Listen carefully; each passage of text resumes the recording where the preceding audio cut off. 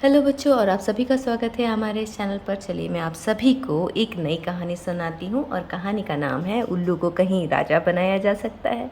चलिए देखते हैं क्या होता है इस कहानी में। एक बार हंस, तोता, कोयल, बगुला, पपीहा, मोर, कबूतर, मुर्गा, मैना, बुलबुल तथा अनेक पक्षी एकत्र हुए। तोते ने कहा, लगता है जैसे हम बिना राजा के हो गए हैं। हंस ने कहा, गरुड़ हमारे राजा हैं, फिर तुम्हें ऐसा क्यों लगता है? तोते ने कहा, गरुड़ हमारे राजा तो हैं, पर नाम के ही राजा हैं। उन्हें कहाँ हमारी कोई चिंता है। अब समय आ गया है, हमें नया राजा खोज निकालना चाहिए। बिल्कुल सही कहा तुमने, सभी पक्षियों ने कहा। पक्षियों के चहचहाट थमने के बाद तोते ने धीमे से कहा, मुझे लगता है उल्लू को हम अपना राजा बनाएं।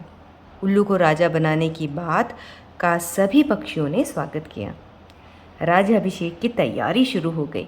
जैसे ही उल्लू का सिंहासन पर बैठने का समय हुआ, तभी वहाँ काँव काँव काँव करता हुआ एक कौवा आ पहुँचा।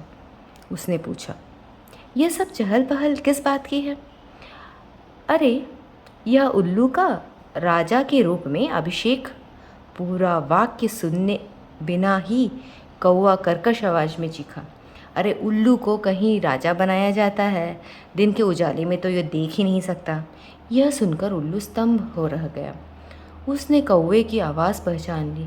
उल्लू ने सोचा, सभी पक्षी तो मेरे पक्ष में हैं ना, तो कौवे की बात पर ध्यान नहीं देना चाहिए। कौवे ने बात आगे बढ़ाई, आप लोग कुछ तो विचार कीजिए। उल्लू को क्या तुमने कहीं राजा के रूप में देखा है?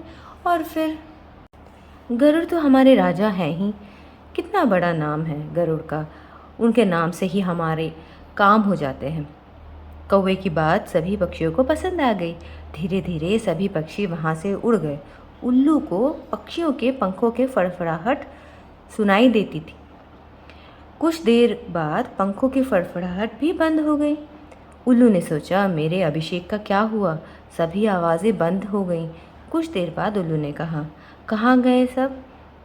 सब चुप क्यों हो गए? तभी कौवे ने कहा, सभी पक्षी उड़कर अपने अपने घोंसले में चले गए।